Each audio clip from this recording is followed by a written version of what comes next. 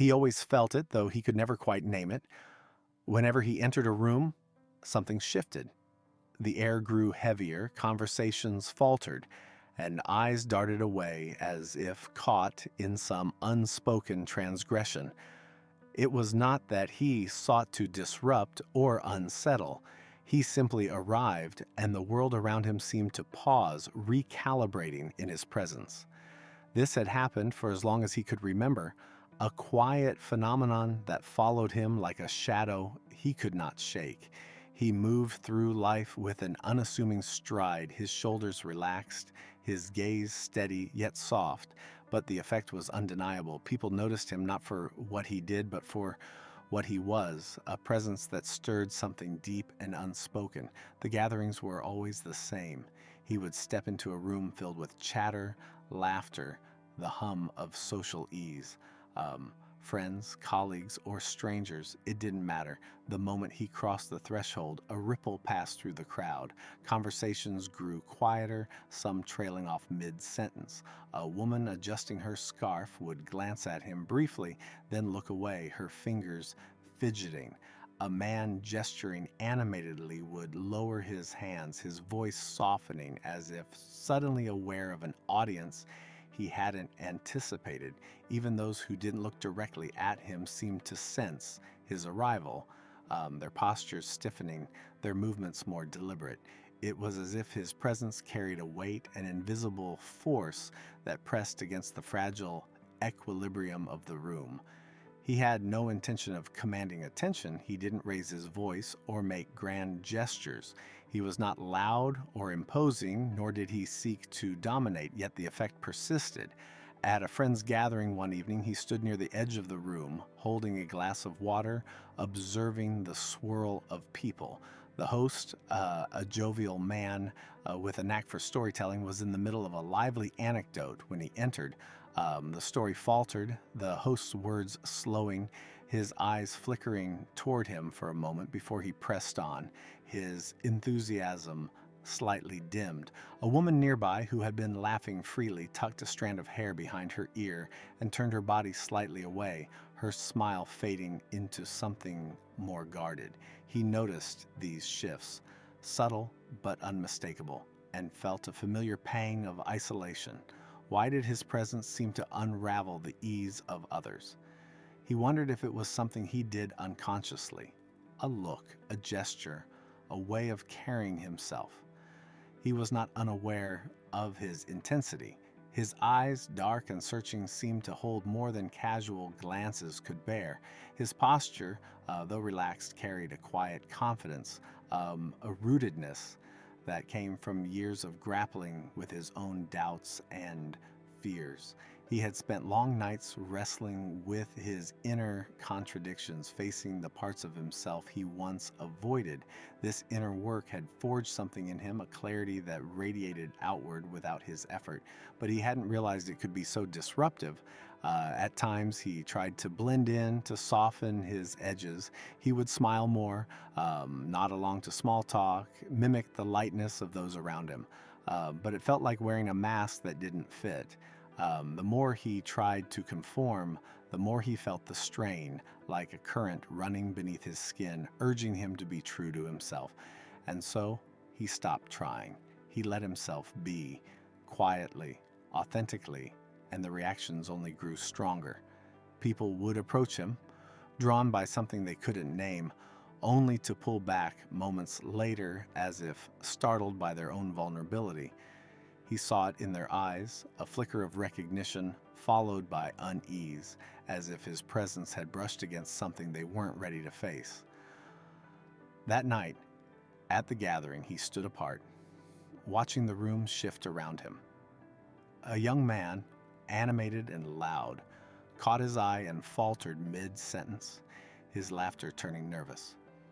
A woman across the room, who had been holding court with her wit, glanced at him and quickly looked down, her fingers tightening around her glass.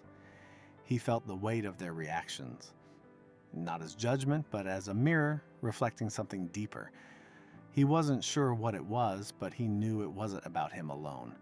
It was as if his presence stirred a quiet storm in others, unearthing feelings they hadn't planned to confront.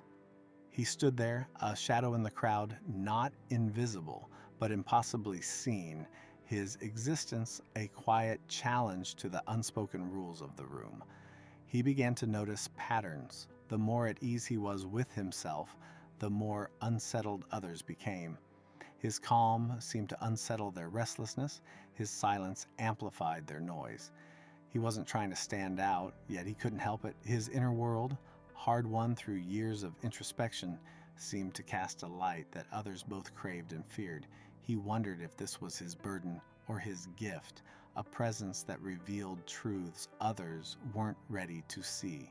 As he left the gathering that night, the cool air brushing against his face, he felt the familiar solitude settle in, but beneath it, a question lingered. What was this force within him, and why did it ripple through the world so powerfully? The realization came slowly, like a tide creeping over a shore. He began to see that his presence did more than unsettle, it revealed. His gaze, steady and unguarded, seemed to pierce through the facades people wore, stirring something raw and unspoken in their eyes. He hadn't sought this power, nor did he fully understand it, but its effects were undeniable. Wherever he went, people reacted, their masks slipping in his presence, exposing glimpses of truths they hadn't meant to share. It was as if his very being held a mirror, one that reflected not just faces, but the hidden corners of the soul. He noticed it first at a small cafe where he sat alone with a book, the hum of conversations around him, a soft backdrop. A woman at a nearby table, her laughter bright and practiced, caught his eye for a moment. Their gazes locked, and her smile faltered, replaced by a fleeting shadow of uncertainty. She looked away quickly, her fingers tightening around her coffee cup, her posture shifting as if to shield herself. He hadn't stared or judged, he had simply looked, yet something in that exchange had unraveled her composure. Later, as he passed her table on his way out, she spoke abruptly, her voice low, confessing a fear she hadn't shared with anyone, a recent loss that weighed on her. He listened quietly, offering no advice, only presence. But when he saw her days later, she avoided his gaze, her steps quickening as if to escape the memory of her own vulnerability. This pattern repeated itself. At a colleague's dinner, a man known for his sharp wit and easy charm approached him, drawn by an impulse he couldn't explain. They exchanged a few words, nothing profound, but the man's demeanor shifted. His usual banter gave way to a quiet admission of doubt, a confession about the pressure he felt to always perform. He spoke as if compelled, his words spilling out before he could stop them. Yet, the next day, the man avoided him, his eyes darting away, his responses curt. It was as if the moment of openness had left him exposed, and he now sought to rebuild the walls his words had breached. He began to sense the weight of these encounters. People seemed drawn to him, as if pulled by an invisible thread, only to retreat when the depth of their own revelations became too much. His eyes, he realized, were the catalyst. They weren't harsh or probing, but they held a quiet intensity, a clarity born from years of facing his own shadows. When he looked at someone, it was as if he saw past their carefully curated exterior, touching something they hadn't meant to reveal. He didn't intend to unsettle them, but his gaze seemed to carry a truth that demanded acknowledgement, a truth that others weren't always ready to face. These moments left him both curious and isolated.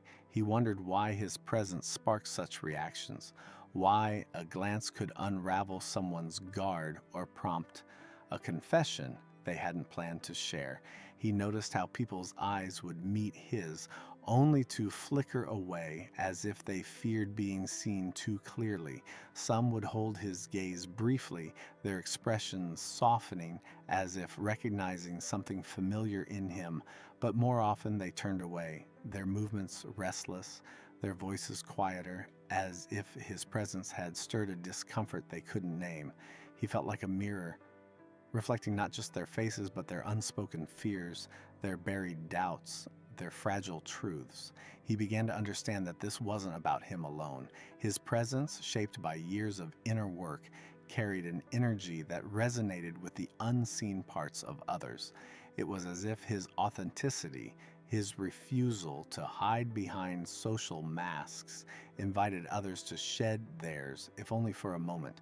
But that moment of exposure was often too much. People would open up, their words raw and unguarded, only to pull back, retreating into silence or distance. He saw it in their hurried steps, their averted eyes, their sudden coolness. They weren't fleeing from him, he realized, but from the reflection he offered, the mirror of their own unacknowledged selves. This realization brought a strange mix of clarity and solitude. He wasn't doing anything to provoke these reactions, yet they followed him like an echo. His presence, his gaze, his quiet way of being, it all seemed to carry a weight that shifted the air around him. He wondered if this was his gift or his curse, this ability to reflect truths others weren't ready to see. As he moved through the world, he carried this question, feeling the quiet power of his own authenticity and the isolation it brought.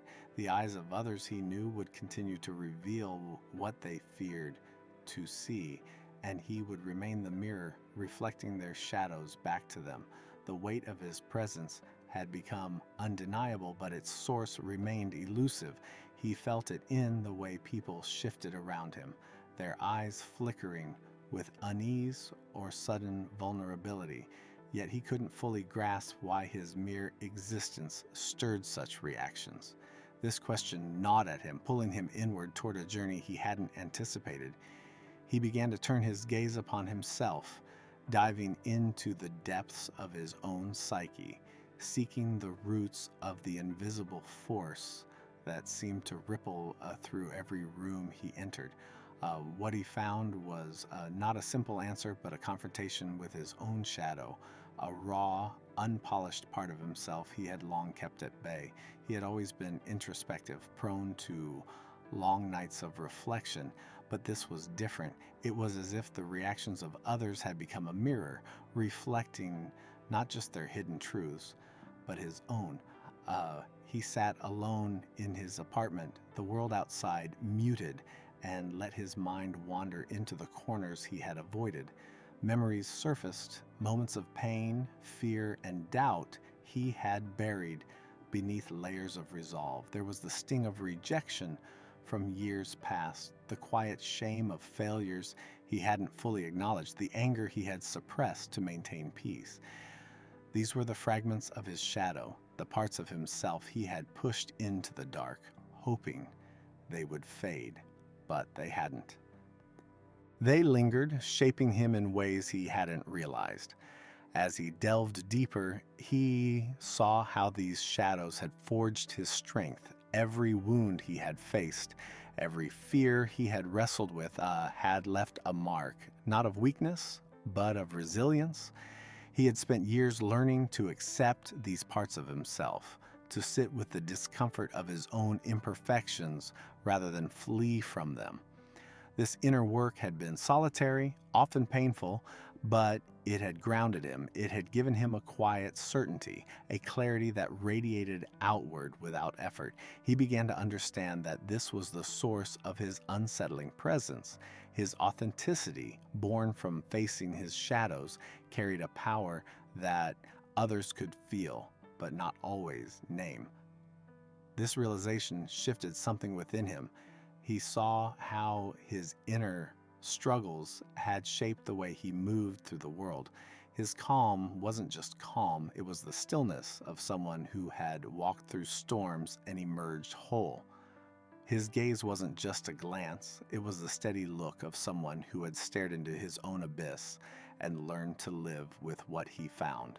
This inner alignment, this refusal to hide from his own truth, made him a beacon of sorts, casting light on the shadows of others.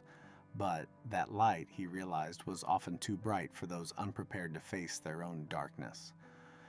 He thought back to the moments when people had opened up to him, their confessions spilling out as if drawn by an unseen force. He saw now that it wasn't just his presence that prompted these reactions. It was the resonance of his own resolved shadows with theirs. When he looked at someone, he wasn't just seeing their surface, he was connecting with the parts of them they kept hidden, the fears and doubts they hadn't faced. His authenticity, hard won through years of inner battles, created a space where others felt safe to be vulnerable, even if only for a moment. But that safety was fleeting, often replaced by retreat as they recoiled from the truths his presence revealed.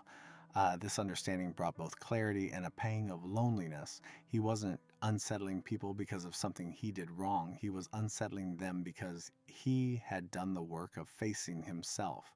His energy, raw and unfiltered, disrupted the fragile mask others wore to navigate the world.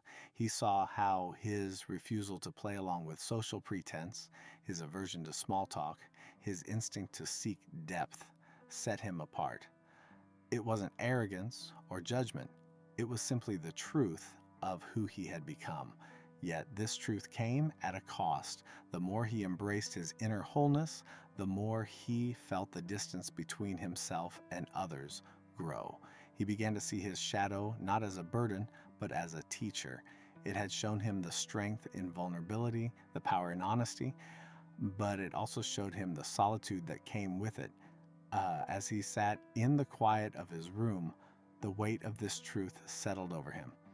His presence was a mirror, reflecting not just his own resolved shadows, but the unresolved ones of those around him.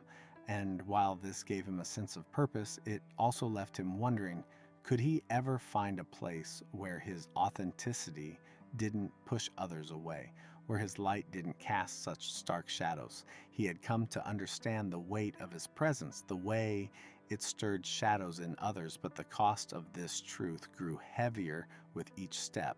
His authenticity, forged through years of facing his own inner darkness, was not a quiet gift. It was a force that disrupted the fragile balance of the world around him.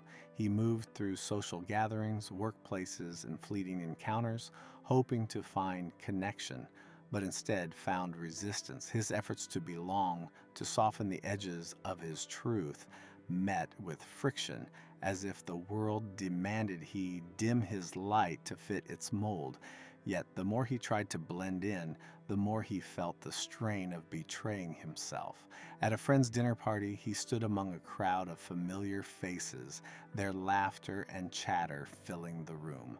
He wanted to join in, to share in the ease of their banter, but the words felt hollow. He smiled, nodded, and offered small comments, but his heart wasn't in it. The room seemed to sense this dissonance. A woman who had been recounting a lively story paused when his gaze met hers, her voice faltering as if she'd forgotten her point. A man nearby, usually confident, shifted uncomfortably, his jokes landing flat. The air grew taut, the conversation thinning, and he felt the familiar pang of being both seen and unseen. They didn't reject him outright, but their glances were guarded, their laughter more restrained. He wasn't confrontational, yet his presence seemed to challenge the unspoken rules of the gathering. He tried to adapt, to mirror the lightness of others. At a work meeting, he forced himself to laugh at trivial remarks, to nod along with shallow agreements. But the effort drained him. His body resisted, his shoulders tensing as if rejecting the mask he tried to wear. The more he conformed, the more he felt the disconnect between his inner truth and the facade he presented, and the world noticed. Colleagues who once sought his input grew distant, their responses clipped, as if his presence had become a reminder of something they couldn't face. One coworker, known for his commanding presence, seemed to bristle in his company, his tones sharp, his gestures exaggerated, as if trying to reclaim control. It wasn't hostility, but a subtle challenge, a reaction to the quiet strength that emanated from him without effort. The conflicts weren't loud or overt.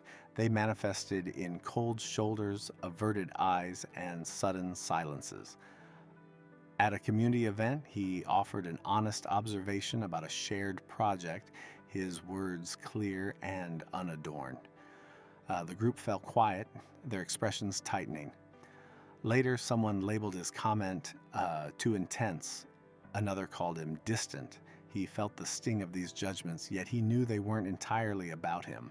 His honesty, his refusal to cloak his thoughts in platitudes, had pierced the veil of pretense that held the group together. He wasn't trying to provoke, but his truth acted like a blade cutting through the illusions others clung to for comfort. He began to see the pattern clearly. His presence didn't just unsettle, it exposed. People projected their discomfort onto him, casting him as cold, aloof, or overly serious. At a family gathering, an uncle who thrived on jovial small talk grew quiet in his presence, later muttering that he was too much. A friend who once admired his depth began to pull away, her messages growing sparse after a conversation where he spoke openly about his struggles. These reactions weren't about his actions, but about what his presence revealed. His authenticity, his refusal to play along with the unspoken agreements of superficial harmony forced others to confront their own masks. And rather than face that reflection, they turned away, labeling him the source of their unease. This isolation weighed on him. He longed for connection, for a space where his truth could exist without pushing others away. Yet the more he embraced his inner clarity, the more he saw how it disrupted the fragile illusions of those around him. He wasn't trying to break anything, but his presence did. It shattered the pretense of ease, the comfort of half-truths, the safety of roles people played to avoid their deeper selves. Each encounter left him more alone, yet more certain of who he was. He stood at the edge of these moments, feeling the pull of both solitude and strength, wondering if there was a way to carry his truth without shattering the world around him. He had walked through the storm of isolation, through the weight of being misunderstood, and emerged with a quiet revelation. The unease he stirred in others, the distance that grew in their eyes, was not a flaw, but a reflection of his own truth. He was a mirror, not by choice, but by the nature of his being, shaped by years of facing his shadows. This understanding settled over him like a calm after a long night, and he began to embrace his role, not as a disruptor, but as a quiet force that revealed what others hid. His presence, once a source of confusion, became a tool he wielded with purpose. He moved through the world with newfound clarity. At a quiet gathering in a friend's home, he stood among familiar faces, their chatter a familiar hum. But now he no longer tried to blend into their rhythm. He let his presence speak for itself, his gaze steady, his posture rooted. When a woman shared a light-hearted story, her eyes met his, and she paused, her words trailing off. Instead of retreating, he held her gaze, not with challenge, but with quiet acceptance. She resumed, but her tone softened, her story shifting to something more honest, a glimpse of vulnerability she hadn't planned to share. He didn't push or pry, he simply stood as a mirror, reflecting her truth back to her. This shift in him was subtle but profound. He no longer sought approval or tried to soften his edges to ease others' discomfort. He understood that his authenticity, the raw clarity of his being, was a gift, even if it unsettled those unprepared to face it. At a work meeting, he spoke plainly, his words cutting through the usual haze of corporate platitudes. His colleagues shifted in their seats, some avoiding his eyes, others leaning in, drawn to the weight of his truth. One man, usually guarded, began to speak openly about his doubts, his voice trembling. Later, he thanked him, though his eyes held a flicker of unease, as if he'd seen something in himself he wasn't ready to name. These moments no longer left him feeling isolated. They felt like acts of quiet service, offering others a chance to see themselves clearly, if only for a moment. He began to notice how his presence created a space for truth. At a community event, a stranger approached him, drawn by an impulse she couldn't explain. She spoke of a loss she had buried, her words halting but raw. He listened, his silence a steady anchor, his gaze a mirror that held her pain without judgment. She left lighter, though he knew she might avoid him later, retreating from the vulnerability his presence had unlocked. He accepted this now, understanding that his role was not to hold on to others, but to offer them a fleeting glimpse of their own depths. His energy, once a source of confusion, became a beacon, guiding those brave enough to face their reflections. This acceptance freed him. He no longer felt the sting of rejection when people pulled away. He saw their retreat not as a judgment of him, but as their own flight from truth. At a family gathering, an aunt who once called him too serious fell silent in his presence, her usual chatter replaced by a quiet unease. Later, she shared a memory of regret, her voice soft, her eyes searching his for understanding. He offered none but his presence, and that was enough. She left the conversation changed, though he knew she might not speak to him for weeks. He was at peace with this, recognizing that his truth stirred theirs, and not all were ready to face it. He began to wield his presence with intention, not to provoke, but to invite. His gaze, once an unconscious force, became a deliberate tool. He looked at people not to unsettle, but to offer a space where their masks could fall, if only briefly. His silence, his rootedness, his refusal to play the games of pretense all became extensions of the mere he had become. He understood now that his power lay not in changing others, but in holding space for their truths to surface. Some would embrace it, others would flee, but he no longer took their reactions personally. His role was to reflect, to stand as a mirror of truth, and to let the world respond as it would. He had walked a long road from confusion to clarity, from isolation to acceptance of his role as a mirror of truth. The journey had reshaped him, not into someone new, but into someone who fully embraced what he had always been. His presence, once a mystery that unsettled him, became a gift he carried with quiet pride. He saw now that his authenticity, forged through years of facing his shadows, was not a burden, but a beacon. It was a force that revealed, challenged, and sometimes healed, even if it left him standing alone. In this final reckoning, he distilled his understanding into 10 signs of his authentic energy, markers of a truth that both connected and separated him from the world he had noticed at first in the silences that followed his arrival. When he entered a room, conversations often paused, as if his presence demanded a moment of recalibration. People lowered their voices, their words trailing off, their eyes darting away. It wasn't hostility, but a subtle shift, a ripple of unease that spoke louder than words. He understood now that this silence was the first sign. His energy disrupted the flow of pretense, forcing others to pause and feel the weight of their own facades. His gaze, steady and unguarded, was the second sign. When he looked at someone, their masks seemed to falter. A colleague at a meeting, a stranger at a cafe, their eyes would meet his and then flicker away, as if his clarity exposed something they weren't ready to see. His gaze didn't judge, but it reflected, stirring discomfort in those who hid from their own truths. The third sign was the way strangers opened up to him. At a park bench, a man he barely knew spoke of a long-buried grief, his voice trembling. At a bookstore, a woman shared a fear she hadn't voiced before. These confessions came unbidden, drawn by the safety his presence offered, a space where truth could surface without fear of judgment. He felt the fourth sign in his own body, a visceral rejection of shallow conversations. Small talk about weather or gossip drained him, his mind recoiling as if starved of meaning. He craved depth, not out of arrogance, but because his psyche demanded authenticity, refusing to settle for less. The fifth sign was his ability to sense falseness.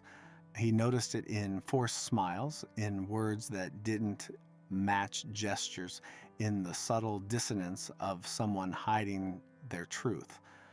At a family gathering, he saw his cousin's cheerful facade crack, her eyes betraying exhaustion. He didn't need to speak. His presence alone seemed to highlight the lie. His sincerity, the sixth sign, was perceived as a threat. When he spoke plainly at a community meeting, his words cut through the usual platitudes, leaving the room tense. People called him intense, but he knew it was his truthfulness that unsettled them, challenging their carefully constructed illusions. The seventh signal was the retreat that followed openness. Those who shared their vulnerabilities with him often pulled back afterward. A friend who confessed a fear at a late night gathering later avoided him, her texts unanswered. He saw now that they weren't fleeing him, but the truths his presence had unearthed.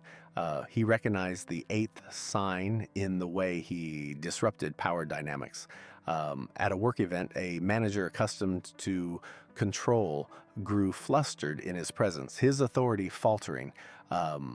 It wasn't defiance, but his quiet refusal to bow to false hierarchies that shifted the balance, revealing the fragility of dominance. The ninth sign was the paradox of his energy. It drew people in and pushed them away. Some were captivated by his authenticity, seeking his presence, while others distanced themselves, unable to bear the mirror he held. At a social gathering, he felt both the warmth of connection and the chill of withdrawal, a dance of attraction and repulsion. The tenth sign was his role as a mirror. He no longer saw himself as separate from others' reactions. His presence reflected their truths, fears, doubts, and unacknowledged desires. Some embraced this reflection, others fled, but he stood firm, accepting his place as a catalyst for truth. He carried these signs not as trophies, but as truths, each one a testament to the power of living authentically. His journey had taught him that his energy, though isolating, was a gift. He was a mirror reflecting the world's shadows and light, and in that reflection he found his purpose.